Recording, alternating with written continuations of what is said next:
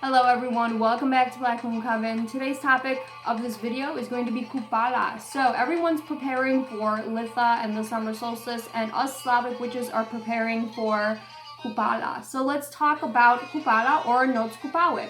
So depending on which Slavic region you are from, it's pronounced differently. However, all the Slavs would celebrate this particular holiday. It's something that we could all agree on, that it was a big, major part in their calendar. Depending on where you're from, all regions would celebrate Kupala. So, celebrated traditionally during the summer solstice, so usually June 23rd to the 24th. However, after Christianity, they kind of changed things around, to fit their own agenda, to fit their own calendar, and they renamed it John the Baptist Saints Day. So it was celebrated July 6th and 7th, which is what it's celebrated now in more modern times. However, that date is obviously incorrect to a lot of ancient pagan practitioners. So people that practice Slavic paganism usually celebrate it a month before June 23rd to the 24th, which is coming up pretty fast. So it's the opposite of the winter solstice. So Kupala Night is right here, and the winter solstice is directly opposite on the wheel of the year, making them two major thresholds. So during this time, we are crossing that threshold from summer, long days, very nice, bright, sunny days. We're crossing that threshold into preparing for the harvest festivals, the winter time, so preparing for the winter. It's a festival of fire and water, sun and moon, abundance and fertility, happiness and joy. So it's really an all-encompassing, huge, huge festival. The main aspects of this festival are fire, water, fertility, abundance, just very, very huge, huge pagan influence type of festival.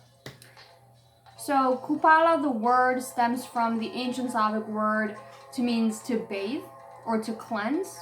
So on this day, it's really important to take a ritual bath. And that is one of my practices that I will be doing. So they would take ritual baths. And now even when the holiday comes about, when they have these big festivals in Europe, they would take place by the rivers and the streams and the lakes, because the water aspect of this festival is huge. It's cleansing the body and the soul. The ritual bathing was really, really important to the Slavic people, especially on this night, to cleanse yourself, to cross into that threshold for the remainder of the year.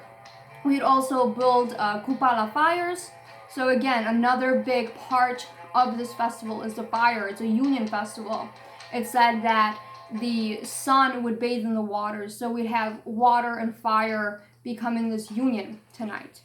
And couples would jump over the fire, kind of sealing their love. So it's all about fertility as well.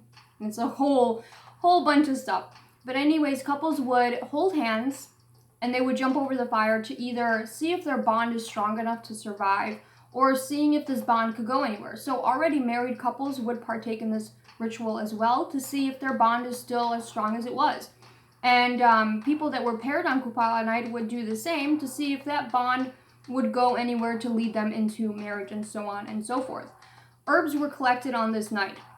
Herbs were really, really powerful and magical on this night, and it's said that they are more powerful on this night than any other night collected. So witches, if there were any in ancient Slavic times, most likely just medicine women would collect herbs during this time because they said to have magical powers. Ferns were a really big part of the ritual process as well. We're going to talk about fire flowers in a little bit as well. But ferns collected on this night were extremely powerful, and they symbolize, protection and unity and fertility and all this good stuff. So they would keep them in the home. Kupavki are little dolls that children would make. They're little wish dolls, essentially. And each ribbon tied to the arm of the doll would represent a wish that you want to manifest, basically. So they would make these little dolls, the children aspect of this holiday. They would make these little dolls and cast them out into the water, into the stream, to kind of manifest that wish, that dream that they would have. I'm going to be making one. I'm going to be putting it on this channel. So we're going to be making one together. It should be fun because I never made one before. And I know it's a childish aspect of the holiday, but I think it would be fun to incorporate that. So flower crowns were also made on this day. They were a really big deal, okay? The flower crowns celebrated the virgin aspect of the women. So basically, unmarried girls would make these flower crowns. And throughout the day, throughout the night of these festivities, they would pick a boy that they liked and then place the flower crown on their head. Should the boy accept, that's awesome. They are a union, they are a pair for that night for the festivities. If he were to reject her, then she would either go find someone else, or if she could not, she would cast her flower crown into the stream or river or waters, and then they would foretell their love by how it floats, if it sinks, all that good stuff. So there's also a practice where if a boy sees a flower crown floating and he knows what girl it belongs to, he could bring it back to her. And if she places it on his head, it means that they are joined together. However, if she takes it back, it means that they are rejected. And those couples that they were joined together would jump over the flames as well to kind of test that bond to see if they could survive the fire. So elders would perform divination on this sacred night. So tarot cards, ceromancy was big with the flames of the fire. There was also this divination with a plate, and I think it was a type of ceromancy, a type of scrying with oil and water and things like that. But different divination practices were used. Not positively sure, but I think the pendulum was used as well. But that's up for debate. And so they would perform these divination rituals in the fields, many different types. Obviously, the flower crowns were one of them. I'm sure they had a bunch of different folky ones as well. While the younger generation would do fertility dances around the fire and mating rites and different things around the fire. So it was really, really pagan orientated, very awesome, very fun, very high energy festival. Towards the end of the night, we'd burn effigies to Yarelo, who is basically the encompassing of Kupala Night. We're basically saying goodbye to him and welcoming the harvest times, where we're going to be worshiping Marjana. And she's going to bring the death of, winter and the earth and everything else. So we're going to burn effigies of Yarelo at the end of the summertime to welcome in the harvest time. Fire flowers were hunted for on this night as well. So during Kupala Night, it's said that the earth would give off the hiding places for treasures. So certain herbs would bloom that would never bloom before, certain flowers would bloom, and it would give off the essence of treasure in that specific area or whatever it is. So the fire flower is a really magical flower. And it's said to be guarded by a bunch of demons. And if you can outsmart the demons and get the flower, it's said that you can become so powerful that you can communicate with animals, that you could understand their language, you could communicate with the deities, with the earth and everything else. So you were basically all powerful if you got the fire flower.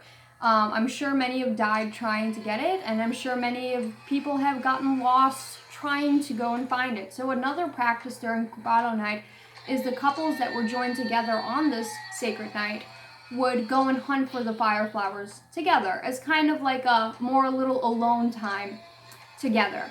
So that's basically it for the explaining what it is video. For my own practices for Kupala Night, I'm of course going to be doing a ritual bath to kind of cleanse my body and getting ready for the next threshold in the year. I'm also going to be making a flower crown. I'm going to be probably hanging that on the door as a wreath, or maybe just wearing it all day, who knows. I'm going to be making food, a nice feast dedicated to, Ralilo and his passing and everything else. I might do an effigy for him, except that I have no place to burn it, so maybe not. And of course, we're going to be doing the kupavki, which are the little wish dolls. I'm definitely going to be doing that. And we're going to do some folk songs and dances. Why not, right? So it's just me. I'm a lone Slavic witch. I don't really have people to come and celebrate here with me. So it's just going to be basically me doing a bunch of little crafts and honoring my Slavic ancestors.